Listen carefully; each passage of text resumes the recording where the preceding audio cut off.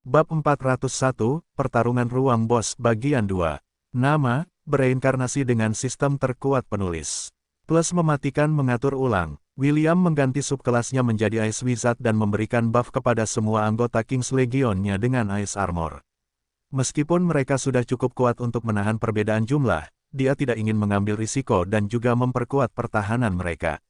Setelah memberikan buff defensif kepada semua orang, William melompat ke punggung Ella dan menyerbu melalui 1000 Goblin Army yang kuat. Targetnya adalah Hobgoblin Witch Doctor yang sedang sibuk merapal mantra peningkatan pada pasukannya. Ironisnya, sihir elemen kedua dari Hobgoblin Witch Doctor ini adalah Life Magic. Life Magic menghususkan diri dalam penyembuhan dan memberikan buff yang bermanfaat bagi siapa saja, yang membuat 1000 Goblin Army yang kuat menjadi lebih tangguh. Satu-satunya hal yang menyelamatkan adalah bahwa Hobgoblin Witch Doctor baru saja mencapai Centennial Rank dan kumpulan mananya tidak cukup besar untuk memberikan seluruh pasukannya buff yang kuat.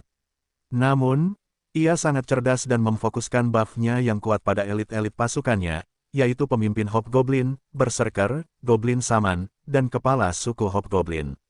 Benturan hebat senjata, tanduk, cakar, taring, cakar, dan sihir meletus di dalam ruang bos. William tahu bahwa mengalahkan ancaman terbesar akan meringankan beban legionnya. Sangat disayangkan bahwa ia tidak dapat memanggil anggota suku Minotaur yang saat ini berada di dalam ruangan Dungeon Core, di dalam Goblin Crypt lainnya. Sebuah penghalang kuat tampaknya ada di tempat yang mencegah hal ini terjadi. William mempercayakan keselamatan Ian dan Wendy kepada Black Winged Panthers yang dikenal karena kemampuan ofensif dan defensif mereka yang menyeluruh. Aku bergulir. Suara Kasogonaga yang menggemaskan tenggelam oleh teriakan perang para Hobgoblin yang bertekad mengubahnya menjadi tahu cincang. Untungnya, terenggiling berwarna pelangi itu bukan vegetarian dan meratakan semua yang menghalangi jalannya. Sisik pelindungnya termasuk sisik terkeras di dunia Hestia, yang membuatnya mendapat julukan bencana bergulir di antara para rekannya. Burung pelangi mengumpat keras saat mereka menggunakan lollipop mereka untuk menembakkan rudal sihir untuk menghancurkan sebagian besar pasukan Goblin. Hobgoblin bodoh, wajah menyebalkan, kulit hijau. Pergi sana, mereka adalah monster paling berisik di antara Legiun William dan kutukan mereka membuat semua Hobgoblin marah besar. Karena itu, jumlah mereka sangat berkurang oleh pemburu Hobgoblin yang menargetkan mereka secara khusus karena mulut mereka yang menjengkelkan. Fenrir dan kawanan Trollhound-nya berada di garis depan pertempuran, melawan para Hobgoblin dalam pertarungan mematikan. Karena kemampuan generasi mereka yang kuat, mereka mampu berdiri kembali bahkan setelah diretas berulang kali. Para petarung paling terkenal di kelompok William tidak lain adalah Supreme Killer Koalas, yang telah berubah menjadi Giant Rabbit Beast, yang mencabik-cabik semua yang berada dalam jangkauan cakar besar mereka. Kulit mereka sangat keras dan meskipun ada puluhan anak panah yang menancap di tubuh mereka, serangan gencar mereka tidak pernah berhenti. Jika mereka dapat berbicara dalam bahasa manusia, mereka semua hanya akan berkata, hanya goresan, dan melanjutkan pembunuhan massal mereka. Di sisi lain, para centaur menggunakan keahlian menembak mereka yang luar biasa dan menghujani pasukan Goblin dengan anak panah. Buff milik William juga telah diberikan kepada mereka dan mereka telah melompat dari kelas C bis menjadi rank Abyss. Bastian dan rekan-rekannya sangat terkejut dengan peningkatan kekuatan tambahan ini. Namun, ini bukan saatnya untuk berkonsultasi dengan William tentang hal itu. Mereka hanya fokus untuk menipiskan pasukan Goblin dengan serangan jarak jauh mereka. Tanda hubung tanda hubung tanda hubung tanda hubung tanda hubung.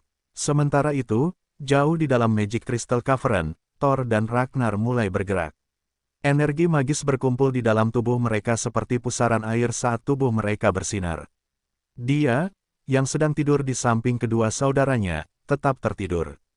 Dia tidak menyadari perubahan yang terjadi di sekelilingnya. Tanda hubung tanda hubung tanda hubung tanda hubung tanda hubung.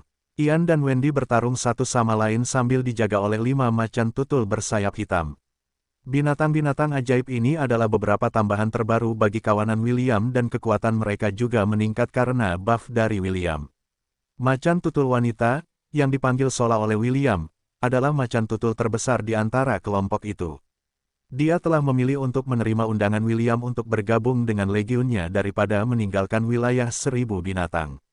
Alasannya, macan tutul wanita itu merasa bahwa jika dia melepaskan kesempatan ini, dia akan kehilangan banyak hal. Meskipun macan tutul bersayap hitam pada umumnya adalah makhluk penyendiri, mereka telah memutuskan untuk tetap bersatu dan membentuk kelompok untuk bertahan hidup di dalam lembah tersembunyi tempat pintu masuk tanah abadi berada. Karena itu, mereka tetap menjadi salah satu kelompok dominan dalam hierarki dan tidak ada yang berani mengganggu mereka. Sola juga mengerti bahwa dia perlu memberikan kontribusi agar William mengenali mereka. Saat ini, tugasnya adalah melindungi para kekasih Half-Elf, dan dia beserta tim Black Winged Panthers memastikan bahwa kedua wanita itu aman. Mereka menggunakan sayap mereka yang sekeras baja untuk menghalangi hujan anak panah yang diarahkan ke kedua gadis itu. Para Panthers juga berusaha keras untuk menghalangi mantra sihir hitam, yang ditujukan kepada para kekasih William, dengan tubuh mereka. Karena perlawanan William terhadap sihir hitam, mantra-mantra ini hanya meninggalkan goresan kecil pada tubuh mereka yang kuat dan ajaib. Ian dan Wendy mengerti bahwa William telah menugaskan para bis untuk melindungi mereka, jadi mereka tidak menyerbu ke tengah-tengah keributan seperti William dan War Ibexes. Mereka hanya bertempur di garis depan, membantu Trollhound dan Cercopes Monkey untuk mengurangi jumlah musuh mereka. Stormcaller bergemuruh di tangan William dan pecahan-pecahan es berterbangan di udara. Kepala suku Hobgoblin, dan para pemimpin yang menjaga dokter penyihir Hobgoblin bertempur dengan William dan kambing-kambingnya. "Pergilah, Will," kata Ella sambil menghentakkan kukunya ke arah kepala suku Hobgoblin yang mengacungkan parangnya ke arahnya. "Serahkan para Hobgoblin ini pada kami. Kalahkan pemimpin mereka terlebih dahulu." "Dimengerti. Jaga diri, Mama," jawab William sambil melompat dari punggungnya dan menyerbu ke arah monster terkontrak yang dikelilingi oleh para Hobgoblin di semua sisi. Ya, beginilah cara Ella dan William biasanya berkomunikasi. Orang luar hanya mendengar, meyeh. "Jadi, kamu orang luar atau bukan?" "Kekekeke." Stormcaller bersinar terang saat kilatan petir muncul dari ujungnya. William menusukkan tombaknya dan meledakkan para Hobgoblin yang menghalangi jalannya. Bau daging hangus memenuhi udara, tetapi itu tidak menghentikan para Hobgoblin untuk menutup celah saat mereka menyerang William dengan mata merah. Icicle Realm. William meraung dan segala sesuatu di sekitarnya dikelilingi oleh paku-paku es setajam silet yang mencuat dari tanah. Icicle Realm adalah mantra wilayah milik William. Mirip dengan Battle Domain, mantra ini memungkinkan William untuk menciptakan medan es setajam silet yang akan segera meledak dan berubah menjadi proyektil tajam yang akan menembus, menebas, dan memotong apapun yang bersentuhan dengannya, kecuali William dan sekutunya. Para pembela Hobgoblin menjerit kesakitan saat es tajam menembus tubuh mereka. Dengan memanfaatkan jeda singkat dalam formasi mereka, William mengacungkan tombaknya dan memenggal kepala mereka dari tubuh mereka. Sang dukun Hobgoblin mengarahkan jari-jarinya yang keriput ke arah William, sambil melantunkan mantra. William tersenyum jahat sambil memegang tombak di tangannya dan mengarahkannya ke para pembela yang telah membentuk dinding di depan sang dukun Hobgoblin di kejauhan. "Quickshot Severed kelas 4, teriak William. Grand Bazooka. Sebuah ledakan dahsyat meletus dari ujung Stormcaller dan menerbangkan para Hobgoblin yang telah membentuk dinding untuk melindungi pemimpin mereka. Karena kekuatan elemen petir dari tombak itu, Grand Bazooka diresapi dengan elemen petir. Semua skill Quickshot Severed milik William tidak memiliki afinitas elemen. Skill-skill itu diperkuat oleh aura milik William. Hal ini mirip dengan kasus-kasus di mana ia telah menanamkan aura pada senjatanya untuk memungkinkan mereka menyerang seperti senjata yang dikendalikan dari jarak jauh. William tergelincir beberapa meter jauhnya karena hentakan seni perang ini, tetapi tubuhnya yang kuat mencegahnya dari cedera serius. Begitu asap ledakan menghilang, beberapa anak panah hampa terbang ke arah William yang dapat dihindari oleh bocah berambut merah itu dengan mudah. Ia tidak menyia-nyiakan kesempatan ini dan menggunakan teknik gerakannya untuk menutup celah antara dirinya dan dukun Hobgoblin. Tak lama kemudian, tongkat perunggu berhiaskan permata dan Stormcaller saling beradu. Yang mengejutkan William, tongkat itu benar-benar berhasil menahan serangan tombaknya yang bertenaga penuh dengan mudah. Sang dukun Hobgoblin menghantamkan ujung tongkatnya ke tanah, menyebabkan lingkaran sihir muncul di bawah kakinya. Dari sana, salamander bersisik hitam setinggi 2 meter muncul. Begitu muncul, ia mencambuk ekornya yang besar ke arah William, yang berhasil dihindari William dengan sangat tipis. Setelah serangannya berakhir, ia segera melepaskan napas api yang membakar ke arah William sebagai sapaan keduanya. Bocah berambut merah itu segera mundur sambil mengangkat tangannya untuk melemparkan dinding es berlapis 5 untuk memblokir serangan salamander. Dinding es itu meledak, tetapi ia mampu membatalkan napas api, yang memberi waktu bagi sang dukun Hobgoblin untuk menciptakan tangan spektral dan doppelganger dari dirinya sendiri, yang memungkinkannya untuk melemparkan rentetan mantra gelap ke arah William yang dinding esnya telah runtuh. William mendecak lidahnya saat ia menghindari rentetan mantra yang memaksanya untuk sekali lagi menjauhkan diri dari lawannya. Half-elf tersebut mengaktifkan skill appraisal miliknya untuk melihat informasi dari monster yang dipanggil, yang membuat pertarungannya menjadi lebih sulit. Kurang dari Black Scarlet Salamander lebih besar dari amfibi bernapas api, monster yang dipanggil, level ancaman, kelas A, menengah. Salamander raksasa ini biasanya tinggal di dekat gunung berapi yang masih aktif karena mereka lebih menyukai daerah yang sangat panas untuk memperkuat tubuh mereka. Mereka mampu berenang dan menyelam di lava yang cukup panas untuk melelehkan seluruh tubuh manusia dalam waktu setengah menit setelah tenggelam. Mereka adalah makhluk yang sangat agresif dan bahkan akan melawan jenis mereka sendiri ketika wilayah kekuasaan mereka diganggu. Gigitan mereka juga sangat beracun, jadi diperlukan kehati-hatian yang tinggi ketika melawan mereka. Tanda hubung tanda hubung tanda hubung tanda hubung tanda hubung tanda hubung. Bagus sekali, pikir William sambil memegang Stormcaller dalam posisi bertarung. Binatang terkontrak ini pasti punya banyak trik. Terus terang, William sangat terkesan dengan tuan monster yang sedang dilawannya saat ini. Jelas, salamander itu adalah binatang terkontrak dari dokter penyihir Hobgoblin, yang merupakan monster terkontrak dari tuannya. Half-elf itu mengerutkan kening sambil mengamati sekelilingnya sebentar. Sebagian besar Hobgoblin di sekitarnya ditahan oleh Ella dan para kambing, menciptakan tempat terbuka baginya untuk bertarung melawan dokter penyihir Hobgoblin, tanpa khawatir tentang bala bantuan dari luar. Jika dia ingin membunuh dokter penyihir Hobgoblin, William pasti akan menggunakan teknik mematikannya seperti Gaibolk untuk mencoba membunuhnya, atau setidaknya, memberinya cedera serius. Namun, William tidak melakukan itu. Dia sangat penasaran tentang bagaimana binatang terkontrak mampu mengambil alih kendali monster di dalam ruang bawah tanah. Selain itu, Williams juga sangat penasaran untuk mengetahui identitas master yang telah mengubah Hobgoblin Witch Doctor menjadi pelayannya. William tidak tahu bahwa Witch Doctor yang sedang ia lawan adalah monster yang sama yang telah diam-diam menyerang Wendy, Spencer, Brutus, dan Bruno selama penjelajahan Dungeon mereka. Ketika perang antara kerajaan Helan dan kedua dinasti sedang berlangsung, Ken menyelinap ke dalam Dungeon dan memberikan banyak sumber daya kepada hewan peliharaannya. Hobgoblin Saman yang dikontrak menggunakan kesempatan ini untuk membuat terobosan, dan berevolusi menjadi Hobgoblin Witch Doctor. Ken adalah salah satu kapten The Organization yang bekerja di bawah Connor dan Callum. Keduanya memberinya kesempatan untuk memanjakan hewan peliharaannya, dan meningkatkan pangkatnya. Dengan bantuan Hobgoblin Saman, ia dapat mengumpulkan budak dan menjualnya kepada Deus. Rencana akhir Ken adalah menggunakan hewan peliharaannya untuk mengambil kendali penuh atas Goblin Crypt dan menggunakannya sebagai pasukan cadangan pribadinya yang dapat ia gunakan kapanpun ia mau. Rencana itu berhasil dan dokter penyihir Hobgoblin telah menjadi pemimpin Hobgoblin. Sayangnya, Ken dikirim ke kerajaan Frisia yang jauh untuk menangkap keluarga kerajaan setelah mantra kontinental dilancarkan. Sayangnya, kemenangan mereka berumur pendek dan mereka terpaksa mundur karena kedatangan Kekaisaran Kreator. William memperhatikan dokter penyihir Hobgoblin yang sombong yang saat ini menunggangi punggung salamander bersisik hitam. Ketika dia memikirkan cara untuk menaklukkan binatang kontrak yang telah memanggil cadangannya, sebuah ide muncul di dalam kepala William. Dia sudah lama bertanya-tanya apakah itu mungkin, tetapi dia belum mempraktikkannya. Dia juga lupa bertanya kepada Sancus, Dewa Kontrak, apakah idenya mungkin. Hanya ada satu cara untuk mengetahuinya, gumam William sambil menyipitkan matanya. Alam Ice Cycle, padang es meletus dari tanah dan menjebak salamander dan Hobgoblin di tengahnya. Sebuah penghalang magis menyelimuti dukun Hobgoblin sementara salamander bersisik hitam menahan es setajam silet yang tidak mampu menembus sisik tubuhnya. William menggunakan kesempatan ini untuk menutup jarak dan Pocket Cube, maju, teriak William sambil melemparkan salah satu magical cube yang diberikan kepadanya oleh Sancus. Kubus itu mengembang ukurannya dan mengurung dukun Hobgoblin yang masih berada di dalam penghalang magisnya sendiri.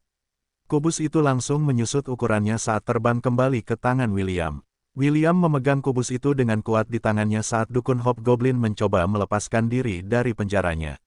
William mencibir usahanya yang sia-sia untuk melarikan diri. Sancus telah memberinya jaminan bahwa binatang apapun yang berada di peringkat Centennial dan di bawahnya akan ditangkap tanpa gagal. Yang ingin diketahui oleh Half-Elf itu adalah apakah ia mampu menangkap binatang terkontrak juga. Dia bertanya-tanya apakah rune yang ditulis sendiri oleh dewa kontrak itu sendiri dapat dengan paksa memutuskan kontrak orang lain. Segera, kubus itu berhenti bergetar dan tetap diam di tangan William. William tersenyum jahat saat melemparkan kubus itu di depannya, melepaskan dokter penyihir Hobgoblin yang baru diperolehnya. Salamander bersisik hitam itu memiliki ekspresi tercengang di wajahnya saat melihat kontraktornya. Ia masih bisa merasakan hubungan antara mereka berdua, tetapi ada sesuatu yang terasa berbeda. Katakan pada semua orang untuk berhenti bertarung, perintah William. Dokter penyihir Hobgoblin itu menatap Half-Elf dengan enggan sebelum mengeluarkan teriakan keras yang bergema di dalam ruang bos. Begitu para Hobgoblin mendengar teriakan ini, mereka semua berhenti bertarung. Salamander bersisik hitam juga menundukkan kepalanya untuk tunduk pada perintah tuannya. Medan perang menjadi tenang saat kedua belah pihak menghentikan upaya mereka untuk saling membunuh. Mereka semua menatap anak laki-laki berambut merah yang memiliki senyum penipu terpampang di wajah tampannya. Berhasil, hahaha, aku sangat hebat. William tertawa terbahak-bahak karena kecurigaannya terbukti. Tawa riang Half-Elf bergema di medan perang, yang membuat teman dan musuh sama-sama menatapnya dengan aneh. William tidak peduli dengan tatapan semua orang di sekitarnya saat dia tertawa terbahak-bahak karena bahagia. Selain mengakhiri pertempuran di dalam ruang bos, William juga mendapatkan seorang dokter penyihir Hobgoblin yang kuat dalam prosesnya. Tidak hanya itu, dia juga mampu menjadikan ratusan elit Hobgoblin sebagai bagian dari legiun rajanya juga. Dengan ini, pasukan pribadi William berjumlah ribuan. Pada hari itu, pasukan 1000 binatang milik William akhirnya menjadi ketanyaan setelah pertempuran hebat di lantai 30. William, Ian, dan Wendy memasuki ruangan tempat Dungeon Core berada. Ini bukan pertama kalinya William melihat Dungeon Core karena dia sudah pernah berhadapan dengan dua Dungeon Core selama Dungeon Outbreak beberapa bulan yang lalu. Mengikuti perintah Takam, dia menempelkan Ring of Conquest ke Dungeon Core di Goblin Crypt. Inti itu bersinar terang dan menerangi seluruh ruangan. William memejamkan mata karena cahayanya terlalu terang untuk matanya. Ketika cahaya itu surut, dia mendapati dirinya berhadapan langsung dengan seorang pria yang tampaknya berusia pertengahan 20-an. Pria itu berambut merah dan bermata abu-abu keperakan yang tampaknya menatapnya lurus. William hendak mengatakan sesuatu, tetapi pria itu telah mendahuluinya. "Selamat datang putraku, atau putriku," kata pria itu sambil tersenyum. "Maafkan aku, tetapi aku tidak tahu apakah kamu laki-laki atau perempuan. Yang ku tahu adalah, jika kamu melihatku sekarang, maka kamu pasti anakku dan Arwen." Sudut bibir pria itu sedikit terangkat seolah-olah dia sedang mengenang kekasihnya dengan penuh kasih sayang. Jantung William berdetak kencang di dalam dadanya. Kecurigaannya yang awalnya tentang ekspedisi penjara bawah tanah ini akhirnya menjadi kenyataan. "Aku ayahmu," pria berambut merah itu menyatakan. Maxwell von Ainsworth, satu-satunya Dungeon Conqueror di seluruh dunia Hestia. Ada pose singkat sebelum Maxwell melanjutkan penjelasannya. "Seperti yang mungkin sudah kau duga, ini hanyalah pesan rekaman yang kutinggalkan di dalam Ring of Conquest," jelas Maxwell. "Alasan mengapa aku melakukan ini sederhana. Aku ingin kau mewarisi kekuatanku dan menjadi Dungeon Conqueror yang baru. Aku tidak tahu berapa umurmu sekarang, tetapi karena kau melihat pesan rekaman ini sekarang berarti hanya satu hal. Kau cukup kuat untuk memenuhi persyaratan untuk menjadi penerusku yang sah. Hanya ada satu Dungeon Conqueror pada suatu waktu, tetapi aku menemukan cara untuk melewati aturan." Ini, Maxwell tersenyum nakal sambil mengedipkan mata pada William. Melihat perilaku ayahnya yang suka bermain-main membuat William merasa bahwa mereka berdua pasti akan cocok jika mereka bertemu di dunia nyata. Bersamaan dengan kesadaran ini, Half-Elf merasa sedih karena kehilangan kesempatan untuk bisa hidup sebagai satu keluarga utuh dengan ibu dan ayahnya. "Aku telah mentransfer kekuatanku sebagai Dungeon Conqueror ke dalam Ring of Conquest, yang telah mencegah siapapun memperoleh profesi langka ini," kata Maxwell. "Dan sekarang, aku akan menganugerahkan profesi yang sulit dicari ini kepadamu. Meskipun tidak banyak, ini adalah satu-satunya hal yang dapat kuberikan kepadamu sebagai ayahmu." Goblin Crypt adalah ruang bawah tanah pertama yang pernah aku jelajahi saat aku masih muda dan bodoh. Apa kau pernah bertemu Goblin Saman? Bajingan itu benar-benar bermain curang. Maxwell terkekeh. Saat akhirnya aku mencapai lantai 20 dan mengalahkan bos monster, aku berhadapan langsung dengan Dungeon Core. Maxwell menyilangkan lengan di dadanya saat ekspresinya berubah serius. Saat aku menyentuh Dungeon Core adalah saat yang sama saat hidupku berubah selamanya, kata Maxwell. Saat itulah aku memperoleh kekuatan Dungeon Conqueror. Namun, aku tidak memiliki kekuatan, atau kualifikasi, untuk menaklukkan Goblin Crypt saat itu. Karena itu, aku meninggalkan jejakku di Dungeon Core sebelum meninggalkan ruang bawah tanah itu. Petik 2. Bertahun-tahun telah berlalu sejak saat itu, dan aku lupa untuk kembali dan merebut kembali ruang bawah tanah pertama yang telah aku selesaikan. Sebaliknya, aku merebut ruang bawah tanah lain dan itu menjadi bagian dari kekuatanku. Untungnya, aku lupa tentang Goblin Crypt saat itu, karena, jika tidak, aku tidak akan dapat memberimu kesempatan ini. Maxwell mengangkat tangannya dan cincin di tangan William bersinar terang. William merasakan gelombang kekuatan luar biasa menyelimuti seluruh tubuhnya sebelum serangkaian pemberitahuan muncul di halaman statusnya. Tanda hubung tanda hubung tanda hubung tanda hubung tanda hubung. Kurang dari ding, lebih besar dari, kurang dari selamat. Anda telah memperoleh kelas prestise unik. Lebih besar dari, kurang dari kelas prestise, penakluk Dungeon lebih besar dari. Host telah memperoleh keterampilan, penakluk Dungeon. Host telah memperoleh keterampilan, manajemen Dungeon. Host telah mempelajari keterampilan, pencarian Dungeon. Host telah memperoleh gelar, penguasa Dungeon. Tanda hubung tanda hubung tanda hubung tanda hubung tanda hubung. Kurang dari penakluk Dungeon lebih besar dari. Profesi unik yang memungkinkan pemiliknya memiliki kemampuan untuk menaklukkan, memanipulasi, dan mengendalikan Dungeon yang telah mereka taklukkan. Ribuan tahun yang lalu, ada Dungeon yang memiliki 100 lantai dan disebut Askalon. Itu adalah Dungeon tempat monster tipe naga muncul, dan juga dianggap sebagai musuh terbesar manusia selama era kegelapan manusia. Para pahlawan terkuat saat itu bekerja sama untuk menaklukkan Dungeon tersebut. Salah satu pahlawan ini menjadi penakluk Dungeon pertama. Setiap kali penakluk Dungeon meninggal, kekuatan yang dimilikinya akan tersebar ke seluruh dunia dan mencari penggantinya. Hanya satu penakluk Dungeon yang dapat berkuasa pada suatu waktu. Tanda hubung tanda hubung tanda hubung tanda hubung tanda hubung. Kurang dari penakluk Dungeon lebih besar dari. Memberikan kemampuan untuk menaklukkan Dungeon dan menjadikannya bagian dari kekuatan Anda. Persyaratan, kalahkan bos terakhir Dungeon dan serap inti Dungeon. Kurang dari manajemen Dungeon lebih besar dari. Memberikan penakluk Dungeon untuk mengelola Dungeon apapun yang telah ditaklukkannya. Kurang dari pencarian ruang bawah tanah lebih besar dari. Teleportasi ke satu ruang bawah tanah acak di mana saja di dunia Hestia. Setelah skill ini diaktifkan, Dungeon Conqueror tidak dapat menggunakannya lagi kecuali mereka menaklukkan Dungeon yang telah dipilih secara acak. Tanda hubung tanda hubung tanda hubung tanda hubung. Kurang dari Dungeon Master lebih besar dari. Aku datang sebagai satu, tetapi aku berdiri di antara puluhan ribu. Menambahkan 50 poin tambahan ke semua statistik. Meningkatkan tingkat kemunculan Dungeon Monster sebesar 20%. Tanda hubung tanda hubung tanda hubung tanda hubung tanda hubung. William menarik napas dalam-dalam saat dia menguasai kekuatan baru yang dia peroleh dari ayahnya. Maxwell hanya berdiri diam seolah-olah dia sudah menduga hal ini akan terjadi. 5 menit kemudian, pria berambut merah itu melanjutkan penjelasannya. Selamat, kamu sekarang menjadi Dungeon Conqueror, kata Maxwell, suaranya dipenuhi dengan kebanggaan. Seperti yang diharapkan dari anakku. Maxwell bertepuk tangan seolah memuji William atas pekerjaan yang dilakukan dengan baik. Setengah menit kemudian, dia berhenti bertepuk tangan dan senyum menggoda muncul di wajah tampannya. Dungeon pertamamu adalah Goblin Crypt, tetapi ini baru permulaan. Sayangnya, kamu tidak akan dapat menaklukkan Dungeon lainnya karena batasan yang telah kutetapkan di Ring of Conquest.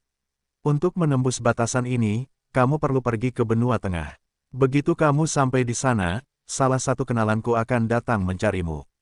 Kamu tidak perlu mencarinya, karena dia akan segera merasakan kehadiranmu begitu kamu melangkah ke tanah tempat para kekuatan sejati di dunia ini berkumpul.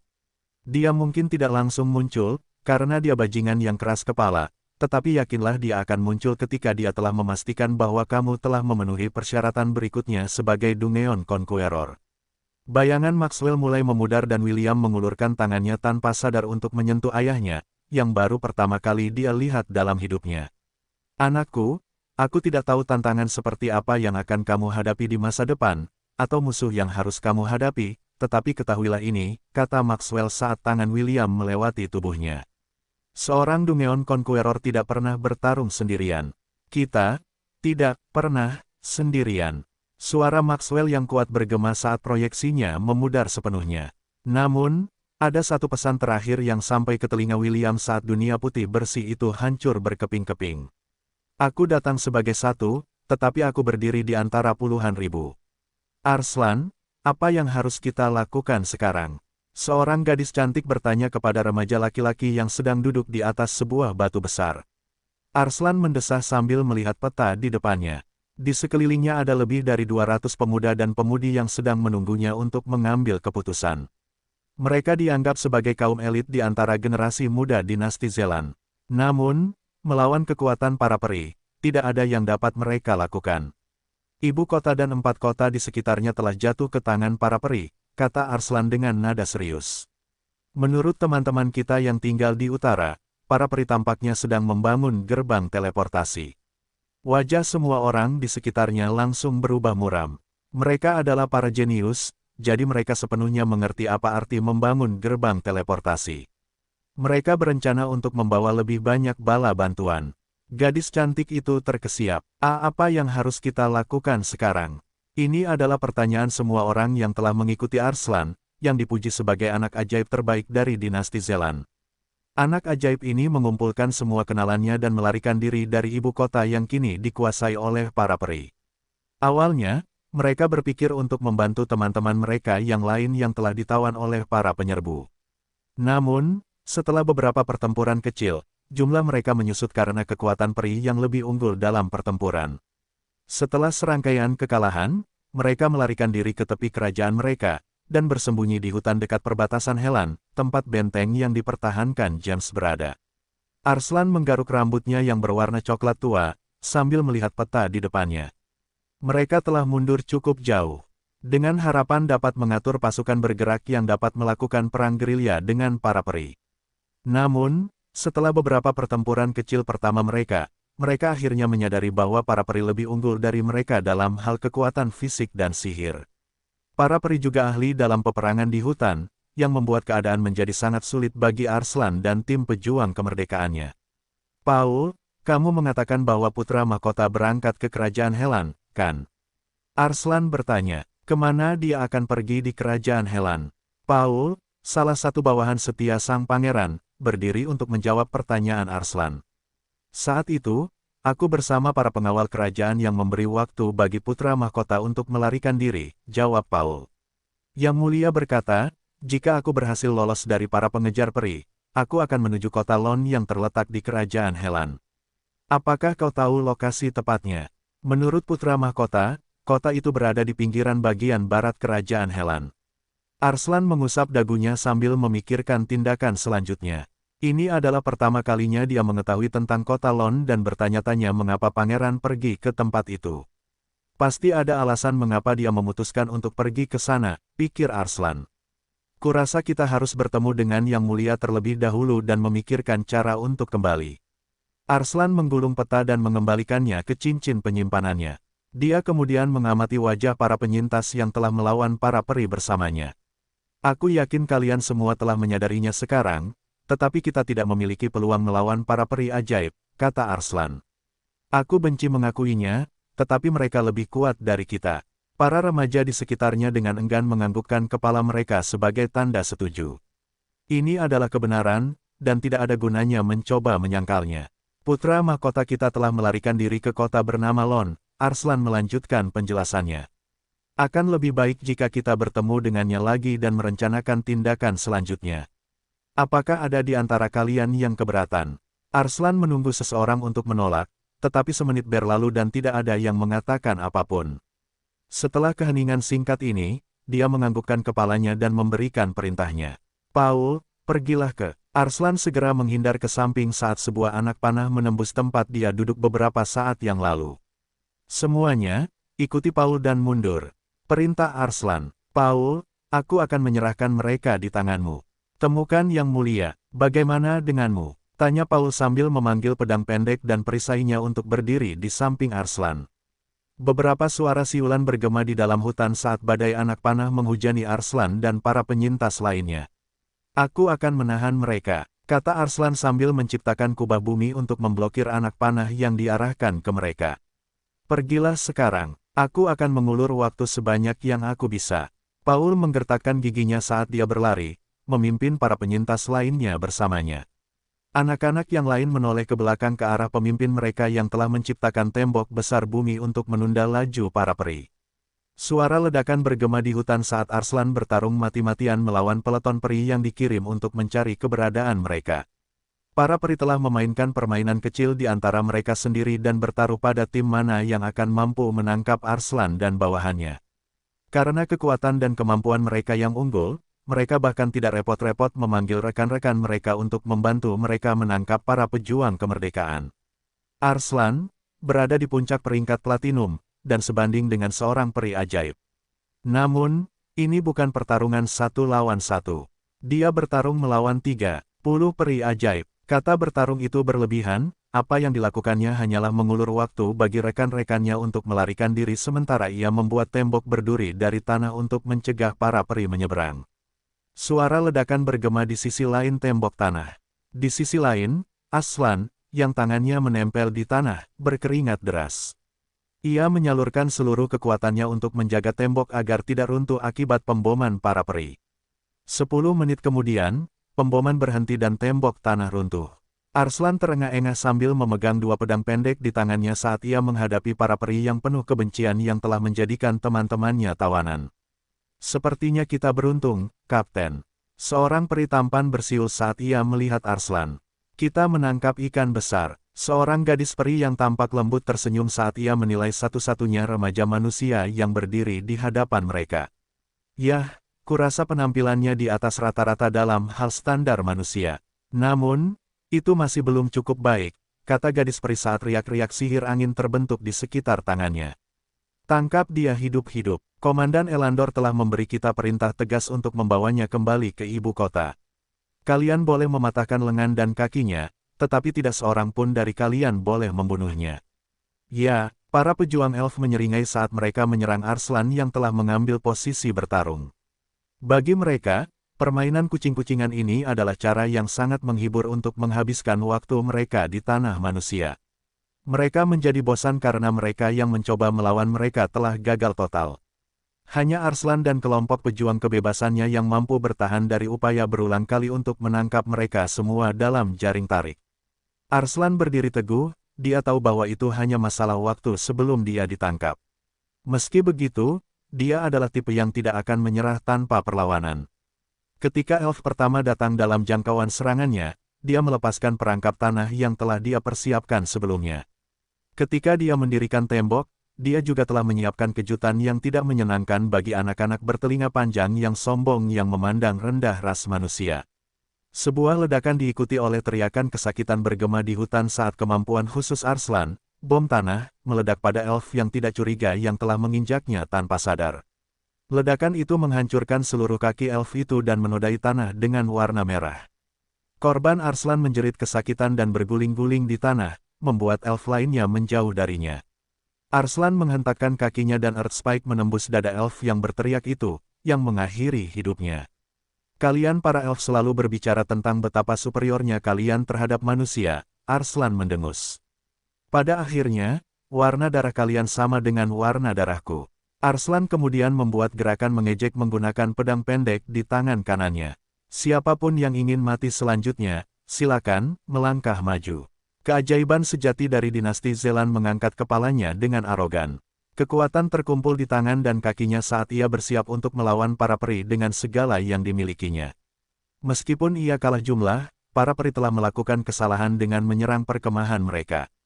Alasan mengapa banyak orang di dinasti Zelan memuji Arslan sebagai keajaiban teratasnya bukanlah karena kekuatannya, tetapi kemampuannya yang luar biasa untuk memprediksi gerakan musuhnya dan menempatkan bom bumi di jalur mereka. Bom bumi miliknya tidak memancarkan sihir, membuatnya sulit dideteksi bahkan jika seseorang menggunakan artefak pendeteksi sihir yang kuat. Ini membuat bom bumi Arslan sangat mematikan bagi musuh-musuhnya. Inilah sebabnya mengapa tidak ada seorang pun di dinasti Zelan yang ingin bertarung melawan Arslan dan timnya selama perang kelompok, karena kemampuannya yang luar biasa untuk menempatkan perangkap yang tidak terdeteksi yang cukup kuat untuk membunuh siapapun di bawah peringkat platinum. Beberapa ledakan lainnya bergema di hutan saat Arslan dan para peri bertarung. Peristiwa itu baru berhenti setengah jam kemudian ketika lebih dari 200 remaja laki-laki dan perempuan telah dengan selamat meninggalkan perbatasan dinasti Zelan Paul dan para pejuang kemerdekaan lainnya menempuh perjalanan selama 2 hari sebelum mereka mencapai benteng yang terletak di antara kerajaan Helan dan dinasti Zelan. Mereka tidak sempat melihat puluhan ribu patung kristal karena mereka sudah melihat banyak di antaranya di kerajaan mereka sendiri. Paul menugaskan kelompoknya untuk menjara benteng demi makanan, air, dan barang-barang lain yang dapat mereka gunakan dalam perjalanan untuk bertemu kembali dengan Pangeran Alaric, yang diduga berada di kota Lon.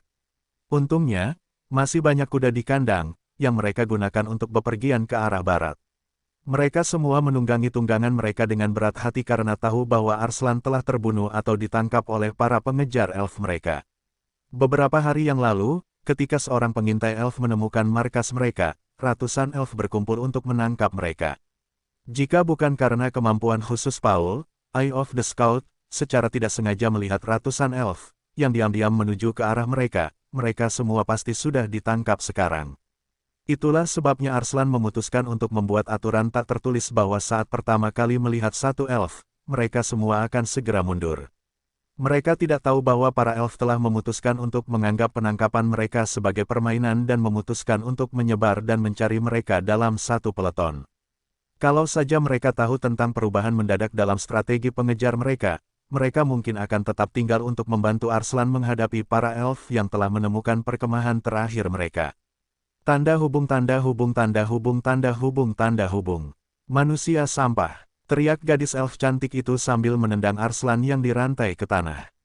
Meskipun mereka berhasil menaklukkannya, Arslan masih berhasil membunuh 8 elf karena bom buminya yang mematikan yang meledak tanpa peringatan. Mereka telah melakukan perjalanan menggunakan cara khusus untuk kembali ke ibu kota secepat mungkin, tetapi dia masih merasa kesal karena kehilangan bawahannya. Ini akan berdampak buruk pada catatannya sebagai komandan dan dia bahkan bisa diturunkan pangkatnya. Arslan dirantai menggunakan logam khusus yang mencegahnya menggunakan kemampuannya. Si ajaib kerajaan Zelan itu memiliki luka di sekujur tubuhnya, tetapi luka itu tidak cukup serius hingga berakibat fatal. Para elf bahkan tidak mau repot-repot mengobati lukanya untuk mencegahnya pulih dan menemukan cara untuk melepaskan diri dari rantai yang membelenggunya. 2 jam berlalu dan mereka akhirnya tiba di istana tempat Elandor menunggu kedatangan mereka. Panglima pasukan elf duduk di singgasana tempat Raja Dinasti Zelan biasa duduk.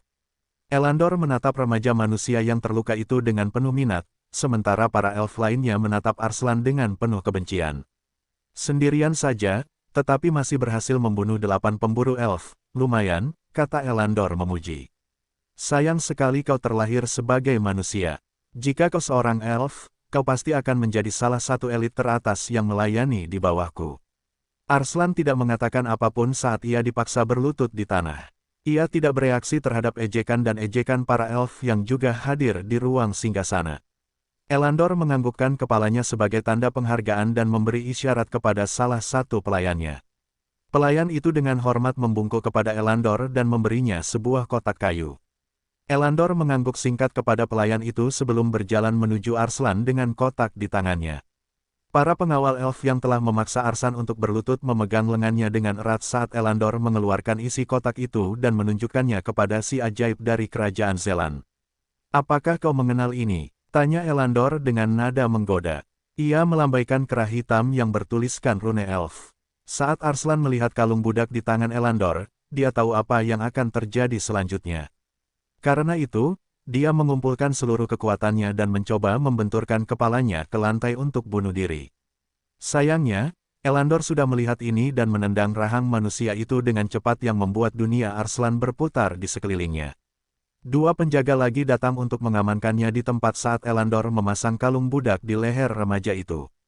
Berhenti, perintah Elandor. Mulai sekarang, kamu tidak boleh bunuh diri. Kamu tidak boleh melarikan diri, dan kamu juga tidak boleh menyakiti peri manapun dengan cara apapun. Apakah aku sudah menjelaskannya dengan jelas? Arslan menggigit bibirnya saat dia mencoba menahan diri untuk tidak menjawab pertanyaan Elandor. Namun, tanda pada kalung di lehernya bersinar terang mengirimkan rasa sakit yang luar biasa ke seluruh tubuhnya. Meski begitu, Arslan menolak untuk menyerah, yang membuat Elandor, serta peri lainnya, mengagumi kekuatan tekadnya. Tidak buruk, Elandor mengangguk sebagai tanda penghargaan. Aku selalu ingin bertemu dengan apa yang disebut sebagai keajaiban sejati dari kerajaan ini.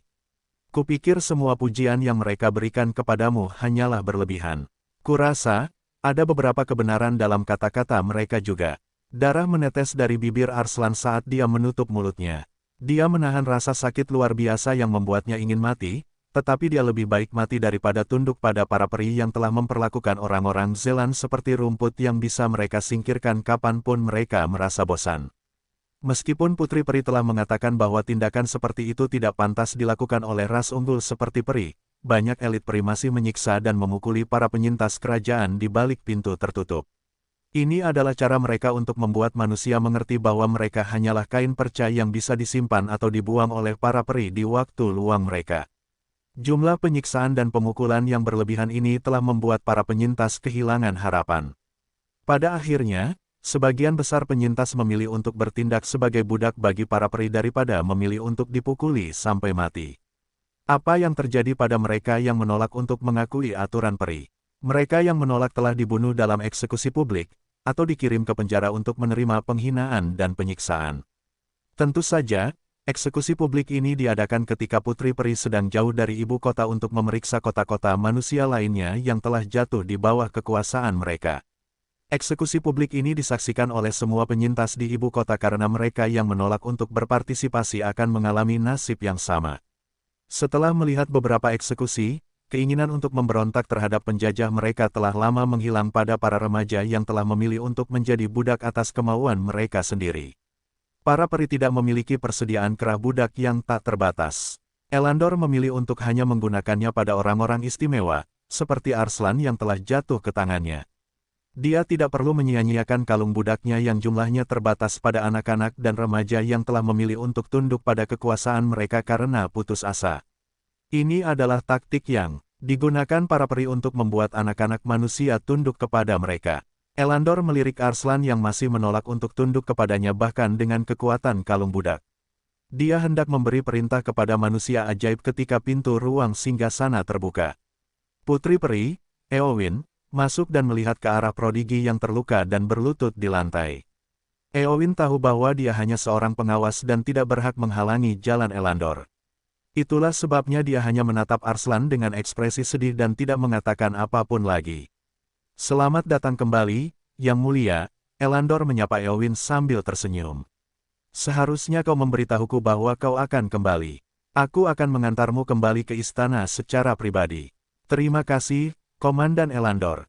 Éowyn mengangguk. Aku minta maaf karena datang di waktu yang salah. Elandor tersenyum cerah saat dia berjalan menuju Éowyn.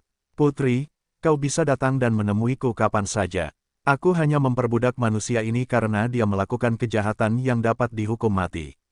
Namun, karena kau tidak menginginkan pembunuhan yang tidak masuk akal, aku memutuskan untuk memperbudaknya saja. Éowyn menatap Arslan yang tubuhnya gemetar sesekali karena rasa sakit yang dialaminya. Apa yang dia lakukan? Tanya Éowyn. Elandor melirik manusia itu sekilas sebelum mengalihkan perhatiannya kembali ke putri cantik itu. Dia adalah pemimpin pemberontakan dan telah membunuh banyak elf. Baru hari ini, dia membunuh 8 elf sebelum dia ditangkap di pinggiran kerajaan. Dia benar-benar orang yang sangat merepotkan. Éowyn mengerutkan kening. Meskipun dia seorang pasifis, mendengar bahwa elf tewas di tangan pemuda itu membuat kesannya tentang Arslan berubah. Tidak peduli seberapa baik hatinya, dia tetaplah seorang elf dan mereka adalah orang-orangnya. Apa yang akan kau lakukan padanya, Komandan? Tanya Éowyn. Apakah dia hidup atau mati akan tergantung pada keinginan Yang Mulia, kata Elandor dengan senyum riang. Awalnya Eowyn ingin memerintahkan Elandor untuk mengeksekusi Arslan. Namun, gurunya, Lady Arwen, telah memberitahunya bahwa kekerasan tidak selalu menjadi jawaban untuk menyelesaikan perselisihan. Setelah pergumulan batin yang singkat, Eowyn mendesah dan memberikan keputusannya. Elandor tampak agak geli dengan pilihan sang putri, tetapi karena ia berencana untuk merayunya, ia memutuskan untuk setuju. Dengan cara ini, sang putri akan merasa berutang budi padanya, yang dapat ia gunakan untuk menjalin hubungan yang lebih dekat dengannya di masa mendatang.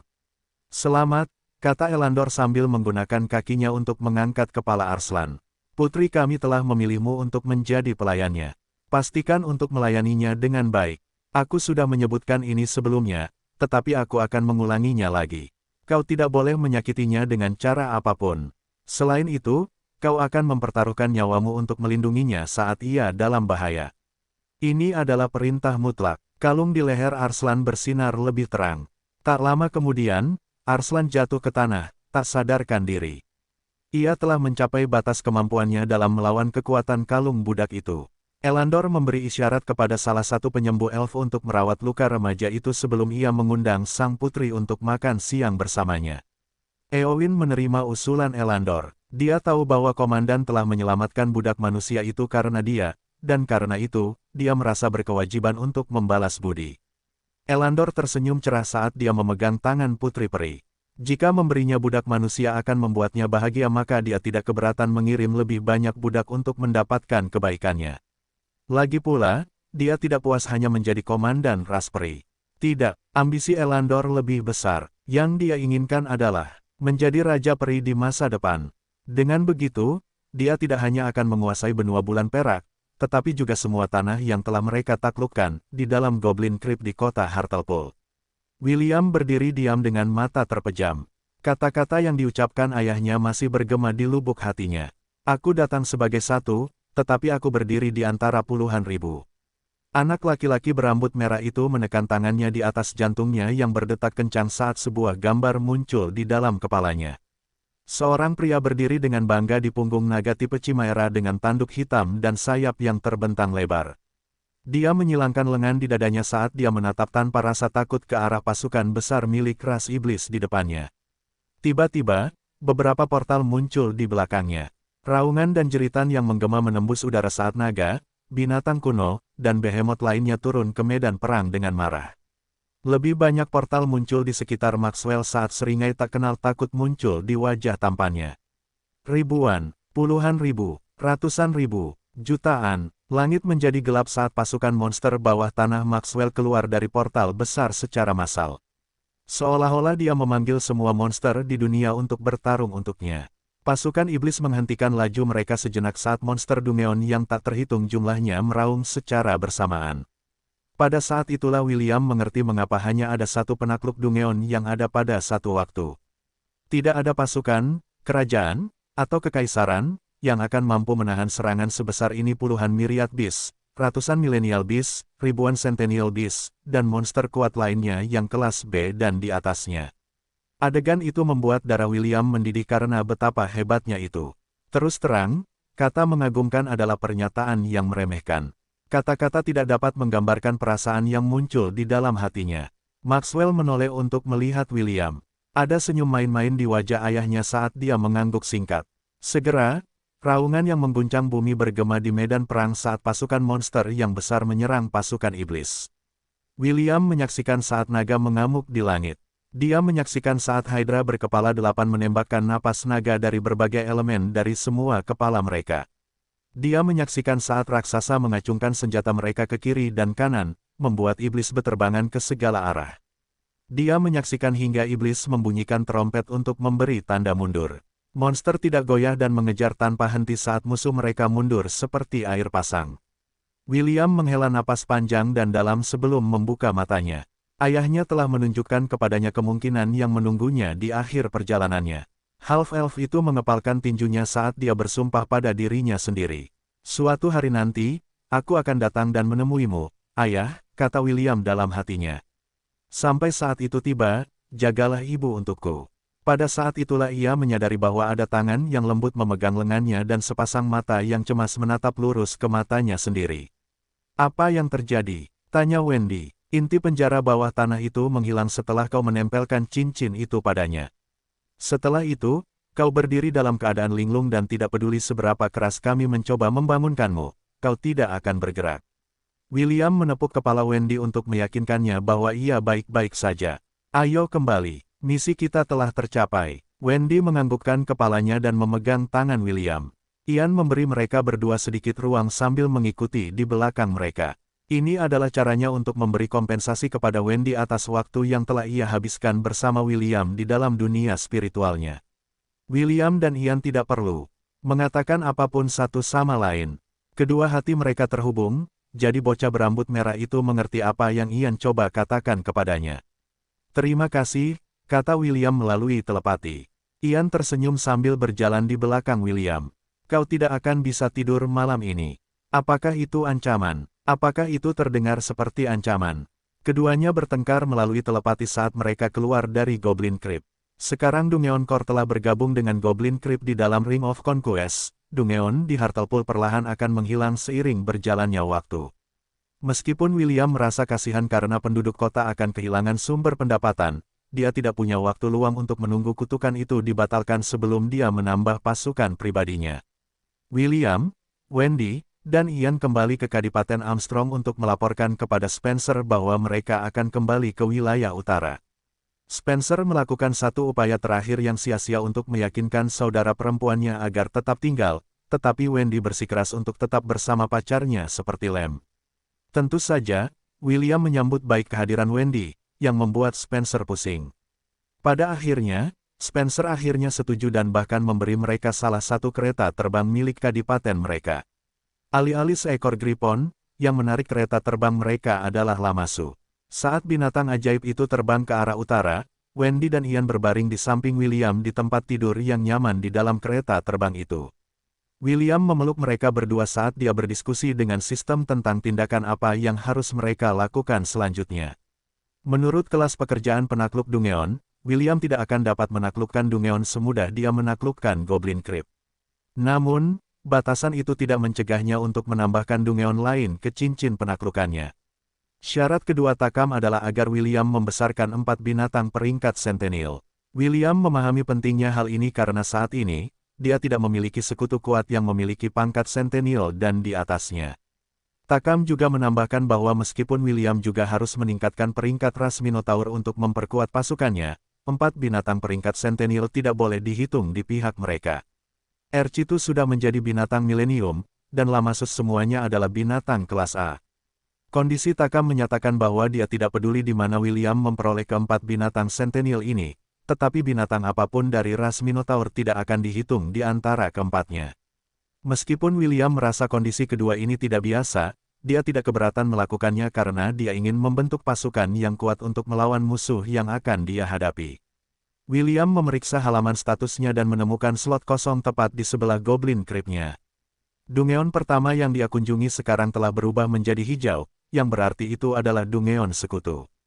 Setelah menggabungkan Goblin Crypt yang tercatat dengan Goblin Crypt yang asli, William telah membuka kekuatan sebenarnya dari Ring of Conquest serta Hidden Ability Dungeon Conqueror.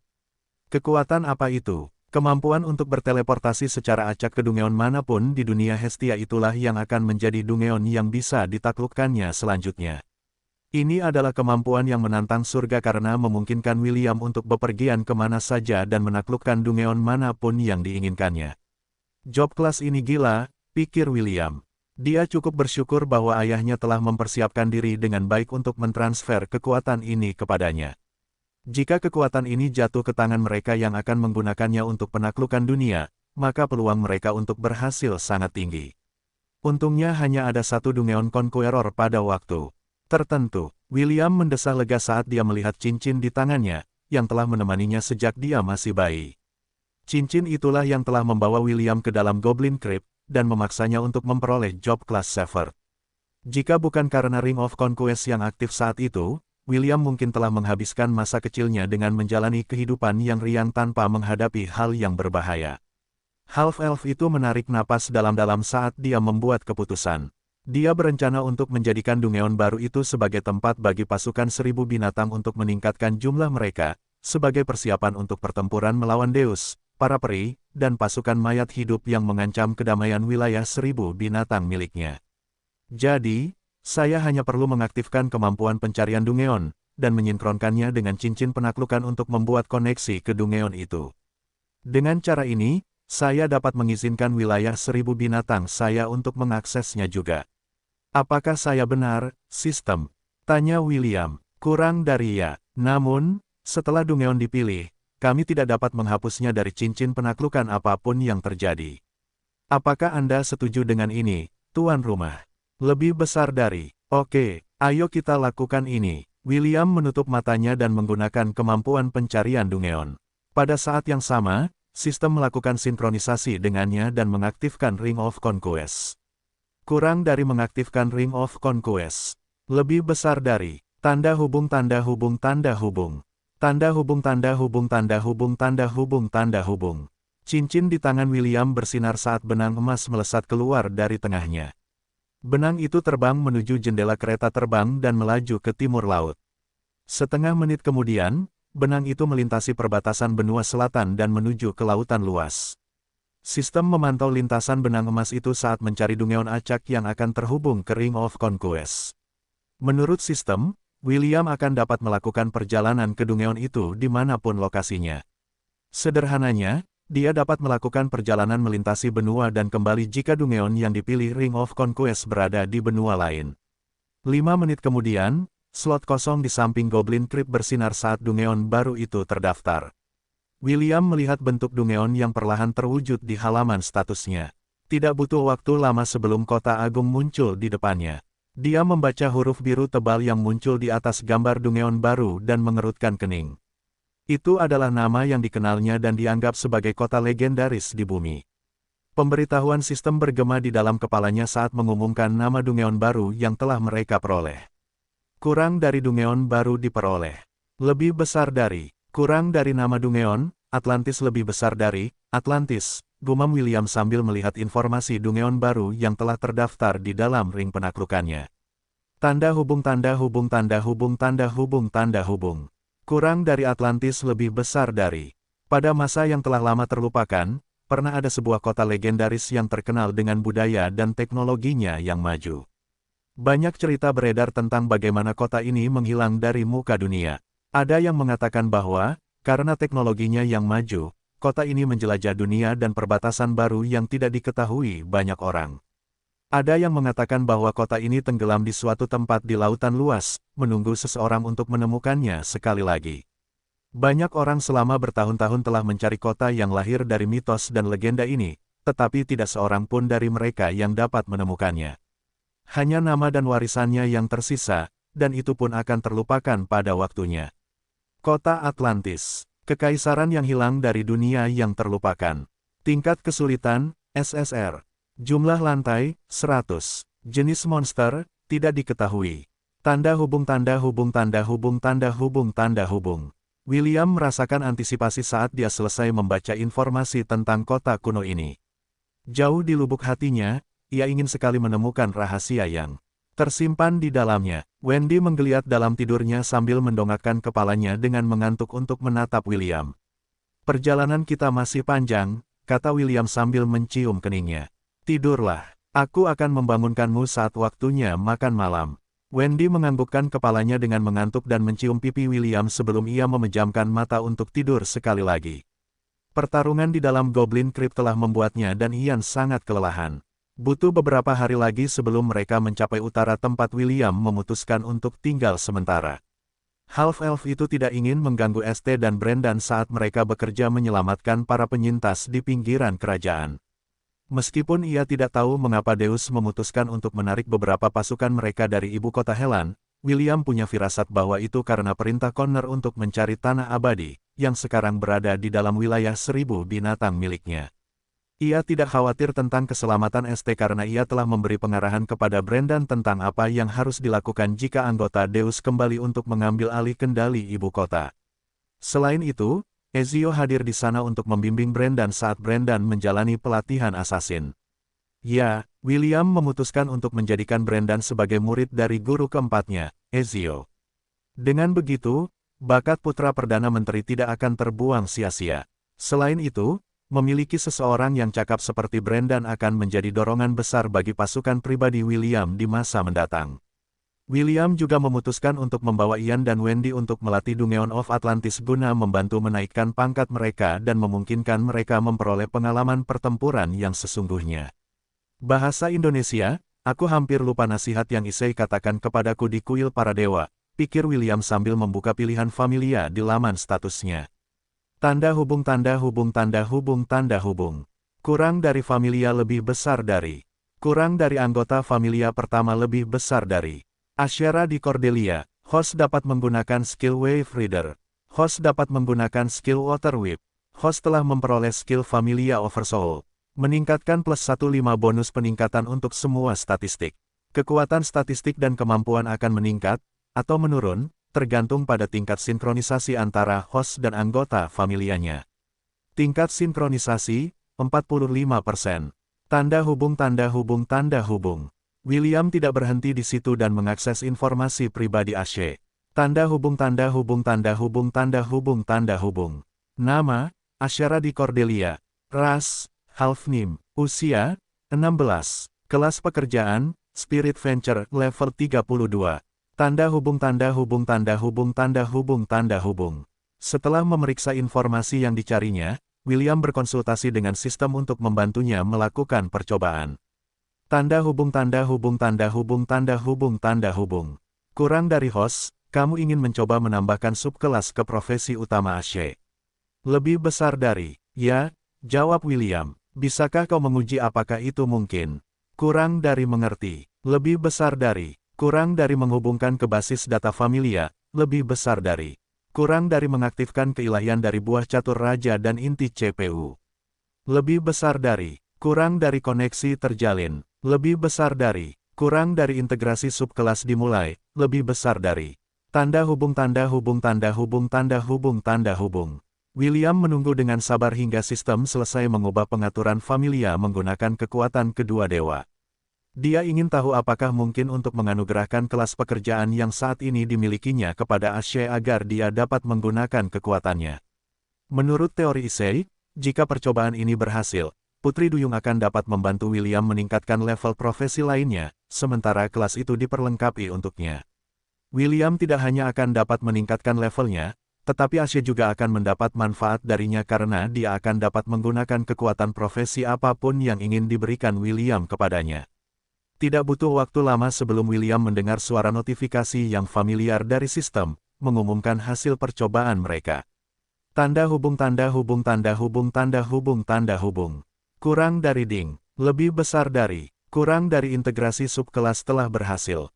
Ditambahkan ke pengaturan familia, lebih besar dari, kurang dari host sekarang dapat menambahkan kelas pekerjaan apapun ke anggota familianya dan mengizinkan mereka menggunakan kekuatannya.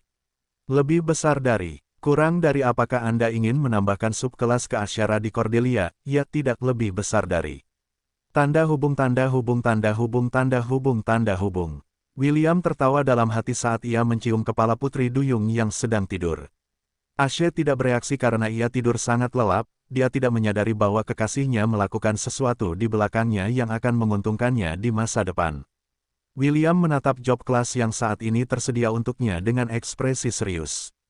Dia ingin memberikan Ashe job class yang cocok dan cocok dengan job class Spirit Venture miliknya.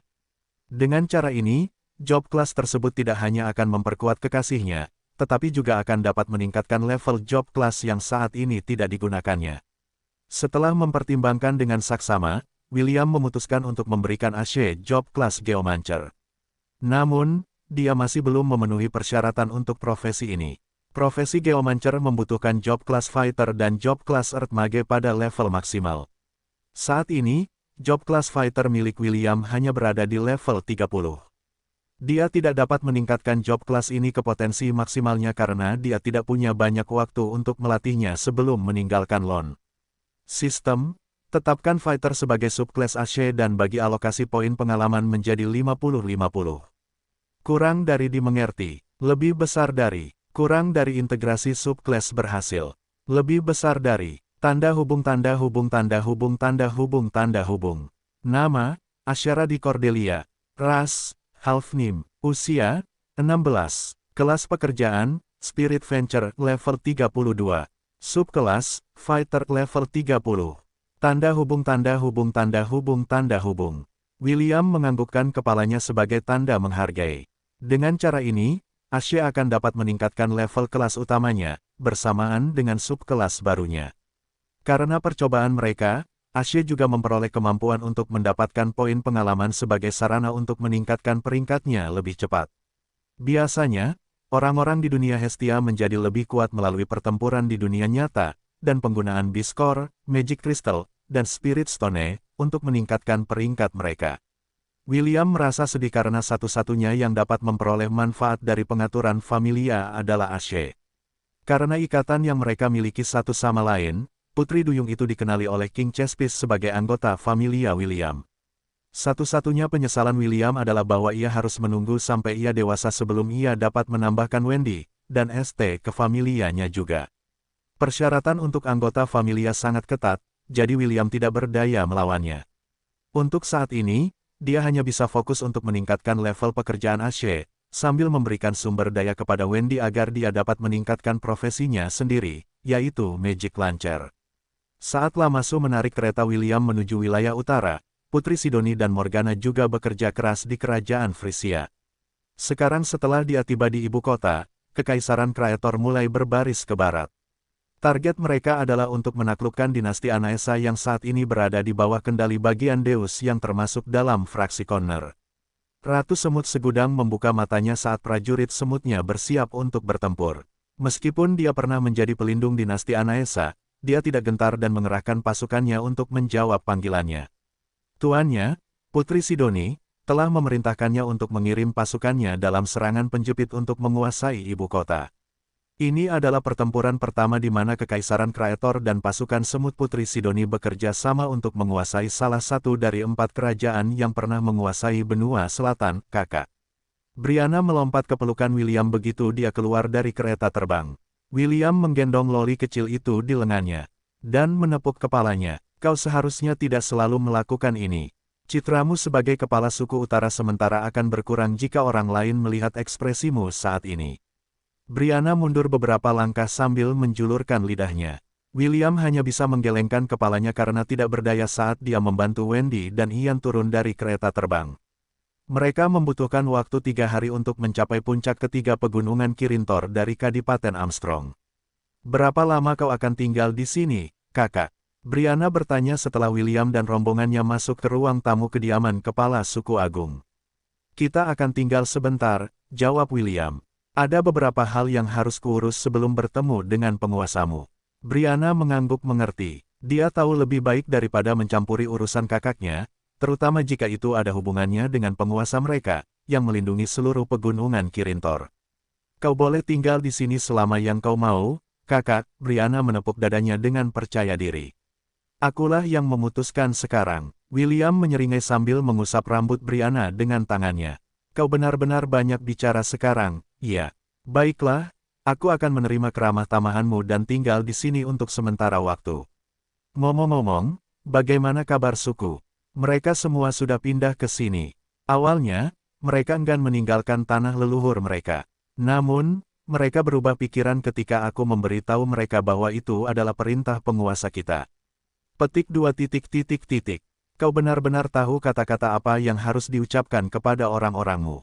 Brianna terkikik sambil memejamkan mata untuk menerima tindakan William yang memanjakannya. Pangeran Ernest mendesah di samping Brianna karena dia sudah berdamai dengan hubungan dekat antara tunangannya dan William. Ian dan Wendy juga tidak keberatan dengan pertunjukan kasih sayang ini karena mereka mengerti bahwa William hanya melihat Brianna sebagai adik perempuan dan bukan sebagai kekasih. Oh, aku hampir lupa, kata William sambil tersenyum. Bisakah kau memberi kami kamar dengan tempat tidur besar? Aku berencana untuk berbagi kamar dengan Ian dan Wendy. Brianna memiringkan kepalanya saat dia melihat Ian dan Wendy.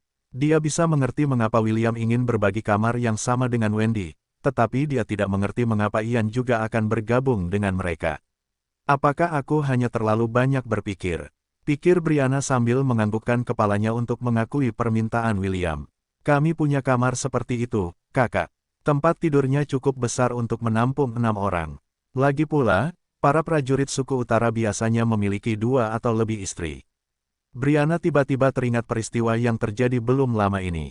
Jika William tidak muncul di pegunungan Kirintor saat itu, paman Brianna, Conal, akan menikahi Putri Ayla dan beberapa wanita lain dari suku yang berbeda setelah upacara pemilihan pengantin.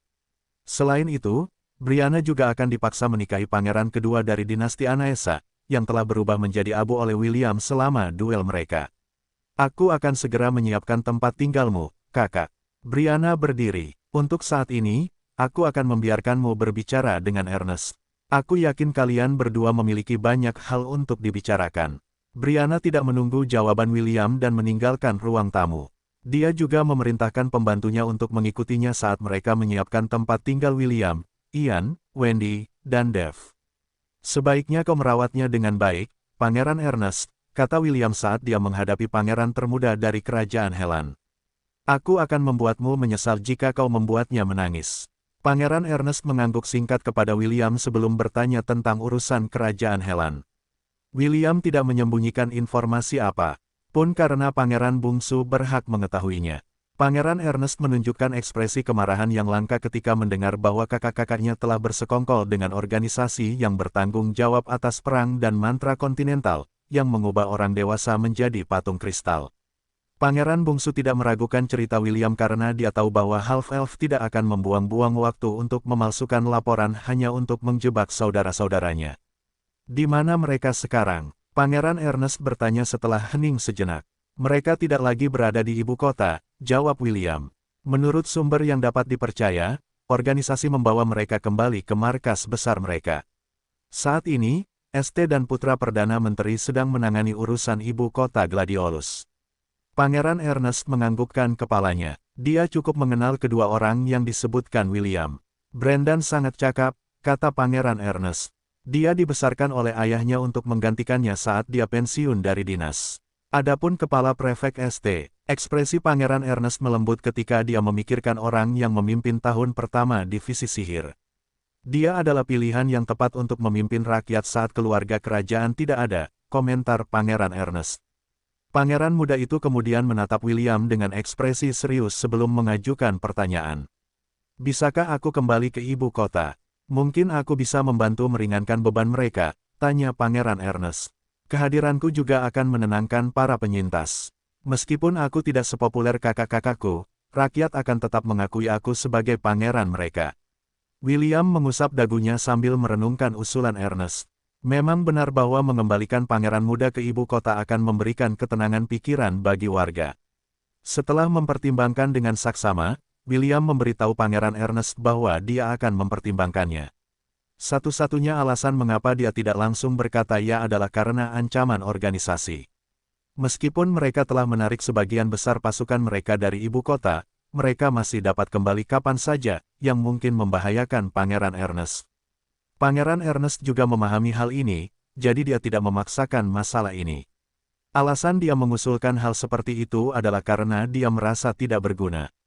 Brianna saat ini bertanggung jawab untuk mengurus sukunya, sementara dia, di sisi lain, tidak punya apa-apa untuk dilakukan selain menemaninya. Perasaan tidak berdaya ini, dan tidak mendapat kabar apapun dari ibu kota, membuat Pangeran Ernest merasa tertekan. Seolah-olah dia dikirim ke negeri asing untuk bertindak sebagai sandera, untuk tidak pernah kembali ke kerajaannya sendiri lagi. Tanda hubung tanda hubung tanda hubung tanda hubung tanda hubung.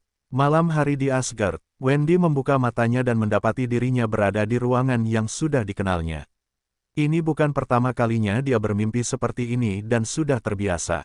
Wajahnya memerah karena menunggu William dan dirinya yang dewasa untuk melakukan hal itu. Yang tidak dia ketahui adalah malam ini akan berbeda dari yang pernah dia alami sebelumnya. William keluar dari kamar mandi dengan hanya handuk yang menutupi bagian bawah tubuhnya. Wendy hampir meneteskan air liur ketika dia melihat tubuh ramping dan kencang William dewasa yang masih memiliki beberapa tetesan air yang menempel di tubuhnya. Ini adalah tubuh pria yang telah membuat wajahnya memerah, berkali-kali di masa lalu. Ada apa? Tanya William. Kamu sangat pendiam hari ini. Wendy menoleh untuk melihat ke belakangnya, berharap untuk melihat dirinya yang dewasa, tetapi yang dia lihat adalah pantulan dirinya sendiri di cermin seluruh tubuh di dalam ruangan. Dia kemudian menoleh ke samping, berharap untuk melihat Kapten Valkyrie duduk di salah satu kursi di dalam ruangan, tetapi kosong. Fajar, kesadaran menyinari Wendy pada saat yang sama ketika tangan William membelai sisi wajahnya. "Apa kau sakit?" tanya William dengan nada menggoda. "Kenapa kau bersikap begitu lemah lembut sekarang?" Tubuh Wendy bergetar saat ia langsung mundur beberapa langkah. Ia kemudian mengangkat tangan untuk mencoba menjauhkan pria berambut perak itu dan mencegahnya mendekatinya. Tunggu, ada yang salah di sini," seru Wendy. Kau salah mengenali Wendy. Apa yang kau bicarakan?" William mengerutkan kening. "Apa maksudmu? Aku salah mengenali Wendy." Dengar, ini tidak seperti yang kau pikirkan. Maksudku, aku Wendy, tapi aku bukanlah Wendy yang kau cari. Petik 2. Omong kosong apa yang kau bicarakan. Maksudku, aku bukanlah Kapten Valkyrie Wendy yang kau nikahi. Seru Wendy, aku bukanlah dia. Tawa kecil keluar dari bibir William si rambut perak. Tentu saja dia tahu apa yang sedang dibicarakan Wendy. Meskipun warna rambutnya saat ini adalah perak, yang ada di dalam tubuh itu tidak lain adalah William yang telah menggunakan kekuatan kelas pekerjaan incubusnya untuk memasuki mimpi Wendy. Dia penasaran untuk mengetahui apa yang sedang diimpikan Wendy saat ini, jadi dia memasuki mimpinya untuk mengintip. Yang mengejutkannya, dia mendapati dirinya berada di tempat yang sama yang sudah dikenalnya di mana dia biasanya bercinta dengan Wendy dewasa dalam mimpinya. Dari kata-katanya, ini berarti ini bukan pertama kalinya dia ada di sini, renung William. Menarik, William memperhatikan saat Wendy dewasa, yang biasa menghajarnya habis-habisan, menatapnya dengan waspada. Tujuannya hanyalah untuk mengintip mimpi Wendy, tetapi skenario saat ini membuka kemungkinan baginya. Bagaimana jika, pikir William sambil menatap wanita cantik di depannya. Baiklah, aku akan segera mengetahuinya. William tersenyum manis dan senyumnya membuat Wendy merinding. Senyum itu seperti senyum seekor serigala yang akan memakan kelinci seputih salju yang tanpa sadar berjalan mendekati sarangnya. Jelas, malam ini akan menjadi malam yang berbeda bagi mereka berdua. Jangan mendekat. Jika Anda mendekat, aku akan berteriak, kata Wendy sambil mundur ke sudut ruangan. Saat ini, ia mengenakan gaun tidur one piece hitam semi-transparan yang menutupi tubuhnya yang montok. Gaun tidur itu membuatnya ingin mengubur dirinya di dalam lubang karena malu. Ketika ia melihat dirinya yang dewasa mengenakan gaun tidur ini untuk pertama kalinya, ia diam-diam merasa cemburu karena William berambut perak tampak begitu bahagia saat melihatnya mengenakan pakaian itu. Ia juga menyaksikan bagaimana keduanya berbagi malam yang penuh gairah yang berlangsung hingga pukul 4 pagi sebelum mereka memutuskan untuk berhenti bercinta. Sekarang, setelah mengenakan gaun tidur yang sama, dan berada dalam tubuh wujud dewasanya, Wendy merasa seperti akan ditelan bulat-bulat. Ia telah melihat betapa hebatnya William berambut perak dalam mimpinya. Meskipun ia berharap untuk dipeluk dengan cara yang sama, hatinya hanya menginginkan half-elf kesayangannya dan bukan William berambut perak yang tampan di depannya. Tolong, ada orang lain yang kucintai, pinta Wendy. Aku ingin dia menjadi yang pertama. Aku tidak bisa bercinta denganmu. Pria berambut perak itu berhenti berjalan dan ekspresi menggoda di wajahnya menghilang. Wendy mengira pria tampan itu tidak akan mendengarkannya dan terus mendekatinya jika ia lengah. Namun, pria itu tidak beranjak dari tempatnya berdiri. Sebaliknya, ia menatap Wendy dengan mata penuh kasih sayang. Maaf telah menggodamu, Wendy, kata William. Aku tidak tahu kau mencintaiku sebesar ini. William melambaikan tangannya di wajahnya dan versi dewasa dirinya muncul di hadapan Wendy. Wendy menatap rambut merah pria itu dan mata hijau muda yang menatapnya dengan penuh cinta. Mata si cantik pirang itu kemudian menatap telinga setengah runcing yang membuktikan ras kekasihnya, yang memang half-elf. Will, Wendy bertanya setengah berharap bahwa apa yang dilihatnya itu benar. Itu aku, jawab William. Wendy hendak menghampirinya untuk memeluknya, tetapi akhirnya ragu-ragu. Dia tidak ingin membuat kesalahan, jadi dia memutuskan untuk bertanya terlebih dahulu untuk memastikan apakah ini adalah half-elf yang dicintainya atau hanya khayalannya.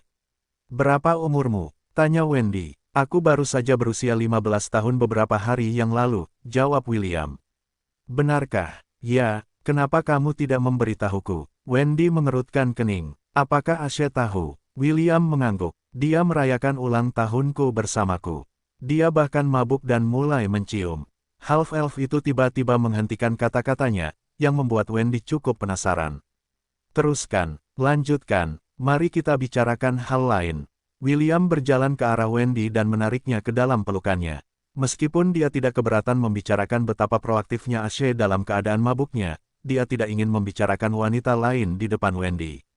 Owen dan Dewi Eros mengatakan kepadanya bahwa membicarakan wanita lain di depan wanita lain pasti akan berakhir buruk. Untuk mencegah hal itu terjadi, William memutuskan untuk memimpin dan mengalihkan pembicaraan dari topik. Wendy mencoba menolak pada awalnya, tetapi bisikan cinta William di telinganya membuat penolakannya tidak bertahan lama. Pada akhirnya keduanya duduk di atas tempat tidur, sambil berpelukan. "Apakah kamu selalu bermimpi seperti ini?" tanya William. Wendy menganggukkan kepalanya saat wajahnya memerah karena malu. "Seberapa sering kamu bermimpi seperti ini?" tanya William. Dia ingin tahu apakah frekuensi mimpi Wendy tentang Asgard sama dengan mimpinya. "Setidaknya 2 kali seminggu," Wendy mengakui. "Namun, setelah kembali ke Kadipaten, frekuensi mimpiku meningkat menjadi 4 atau 5 kali seminggu." Wen mengangkat kepalanya untuk menatap William. "Bagaimana denganmu?" 2 hingga 3 kali seminggu juga, jawab William. "Mimpi itu dimulai pada malam saat aku memberimu lollipopku." Petik 2. Malam saat mereka melakukan 30 ronde. Tanya Wendy. "Ya, aku melakukannya dengannya 30 ronde, apa? Bagaimana kau tahu bahwa kita melakukan 30 ronde?" Petik 2. "Kau melakukannya dengannya 30 kali." William tiba-tiba merasakan hawa dingin menjalar di tulang punggungnya saat butiran keringat terbentuk di dahinya. Saat itu kupikir itu hanya mimpi," jawab William. "Dia memohon agar aku bercinta dengannya sambil diikat di tempat tidur." Wendy mendengus. Tentu saja dia ingat adegan itu. Bagaimana mungkin dia bisa melupakannya? Itu adalah malam yang sangat berkesan baginya. Itu mengajarinya banyak hal tentang bagaimana sepasang kekasih menunjukkan kasih sayang mereka satu sama lain. Si cantik pirang itu kemudian memegang bahu William dan menjepitnya di tempat tidur. "Bahkan jika itu hanya mimpi, dan aku yang dewasa memohonmu untuk melakukannya, kau tetap bercinta dengan versiku yang berbeda. Itu dianggap curang. Apakah kau mengaku bersalah atas kejahatanmu?" Ya, aku mengaku bersalah." William tidak tahu mengapa, tetapi kekuatan Wendy saat ini mirip dengan kekuatan Kapten Valkyrie dalam mimpinya. Seolah-olah ada gunung yang menekan bahunya dan dia tidak bisa melepaskan diri dari cengkeramannya. Wendy tahu William tidak bersalah, tetapi dia tidak bisa menahan diri untuk tidak merasa sedikit kesal karena versi dewasanya berhasil bercinta dengan lelaki yang disukainya terlebih dahulu. Selain itu, satu hal yang membuatnya tidak bisa melupakan mimpi itu adalah kenyataan bahwa William telah melakukannya 30 kali. Dia hendak mengomeli lelaki itu ketika dia merasakan sesuatu yang hangat dan keras menusuk pantatnya. Wendy berbalik dan melihat handuk yang menutupi tubuh bagian bawah William telah disingkirkan ketika dia tiba-tiba menjepitnya. Wendy menatap William kecil yang berdiri tegak dan bangga, seolah-olah menantangnya untuk bertarung 30 ronde dengannya. Wajah si cantik pirang itu langsung memerah ketika dia mengingat malam penuh gairah yang telah terkunci di dalam hatinya. "Maafkan aku," kata William sambil meletakkan tangannya di belakang leher Wendy dan dengan lembut menariknya mendekat. "Aku salah. Aku tidak berpikir dengan benar saat itu." Bibirnya menempel di bibir Wendy dan dengan enggan Wendy membalas ciumannya. William membujuk kekasihnya dengan ciuman lembut dan kata-kata cinta yang membuat Wendy sejenak melupakan kejahatan yang telah dilakukannya. Hal berikutnya yang ia sadari, ia berbaring di tempat tidur dengan half-elf di atasnya. Tangan dan bibir William menjelajahi seluruh tubuhnya dan itu membuatnya merinding. Dendam dan alasan yang coba ia tahan mencair karena serangan lembut dan tanpa henti William yang membuatnya menggeliat dalam kenikmatan. Ini bukan pertama kalinya William bercinta dengan tubuh Wendy dewasa dalam mimpinya. Namun, kali ini berbeda. Meskipun tubuh itu bukan miliknya, orang di dalamnya adalah gadis pertama yang menyatakan cintanya kepadanya di dunia ini. Orang yang William kenal sebagai istri pertamanya. William mencium, menjilati, mengisap, dan menggigit Wendy di sekujur tubuhnya. Ia meninggalkan bekasnya di tubuh kekasihnya untuk menegaskan bahwa ia hanya miliknya. Wendy telah lama kehilangan kekuatannya saat William menggunakan keterampilan yang telah dipelajarinya dari Owen dan Lady Eros untuk membawa wanita yang dicintainya itu ke puncak kenikmatan. Tubuh si cantik pirang bergetar saat mereka berdua menjadi satu. William saat ini sedang berada di kelas incubusnya. Teknik yang dipelajarinya dari Dewi Nafsu sendiri membuat suara Wendy yang manis dan sensual bergema di dalam ruangan. "Will, aku takut," kata Wendy sambil melingkarkan lengannya di leher William. Aku merasa aneh." William berhenti sejenak saat dia mencium bibir Wendy. "Jangan takut, aku mencintaimu, Wendy." Wendy menatap mata kekasihnya dan tersenyum, "Aku juga mencintaimu, Will. Tolong, jadikan aku milikmu." Dengan izin kekasihnya, William sekali lagi menurunkan pinggulnya, meningkatkan kenikmatan dengan setiap dorongan. Tiba-tiba, tubuh Wendy menggigil bersamaan dengan William yang melepaskan esensinya jauh di dalam dirinya. Si cantik pirang itu bisa merasakan benih kekasihnya memenuhi rahimnya dan itu hampir membuatnya kehilangan kesadaran karena intensitasnya. Semenit berlalu saat William dan Wendy terengah-engah. Keduanya tidak menyangka bahwa penyatuan pertama mereka, di dalam dunia mimpi, akan begitu intens hingga mereka mengira roh mereka meninggalkan tubuh mereka. Setelah mendapatkan kembali ketenangannya, William menatap kekasihnya dengan tatapan berapi-api. Wendy melihat tatapan lapar di mata kekasihnya dan tubuhnya gemetar ketakutan dan mengantisipasi apa yang akan terjadi. "Kau tidak akan tidur malam ini," kata William. Wendy mendesah saat dia menyerahkan dirinya kepada pria yang dicintainya. Keduanya tahu bahwa ini hanya mimpi, tetapi mereka tidak peduli. Mereka tidak peduli bahwa butuh beberapa tahun sebelum mereka mendapatkan tubuh dewasa yang mereka miliki saat ini. Yang penting adalah, malam ini, mereka menegaskan kembali cinta yang mereka miliki untuk satu sama lain, sementara mereka menunggu untuk menjadi dewasa.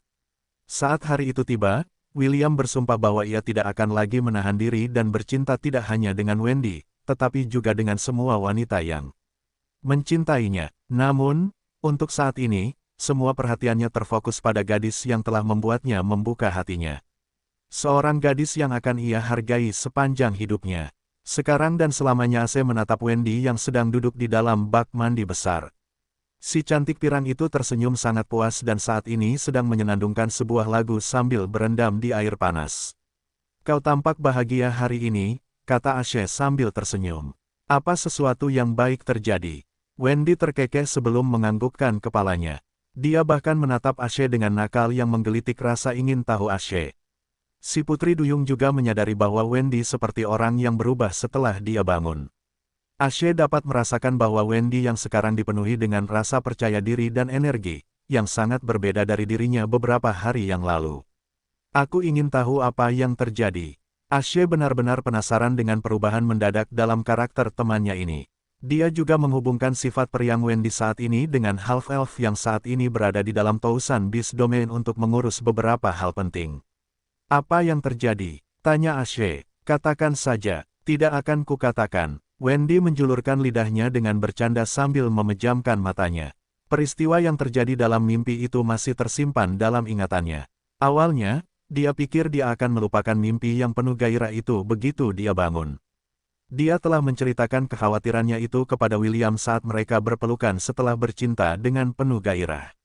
William tersenyum dan berjanji akan memastikan dia mengingat mimpi itu bahkan saat dia bangun. Meskipun dia tidak tahu apa yang dilakukan William, kejadian yang terjadi tadi malam masih sangat segar dalam ingatannya. Bahkan, dia merasa bisa mengingat kenangan itu kapan saja, dan gambar-gambar itu akan mengalir di kepalanya sejelas malam saat mereka saling membisikkan kata-kata cinta. Ace tahu dia tidak akan mendapat jawaban dari Wendy, jadi dia memutuskan untuk menginterogasi William nanti saja. Dia punya firasat bahwa apapun yang menyebabkan ekspresi Wendy berseri-seri adalah sesuatu yang besar. "Nanti aku selidiki," Ace bersumpah saat dia bergabung dengan Wendy di dalam bak mandi. "Apapun yang membuat Wendy bersikap seperti ini, aku juga menginginkannya."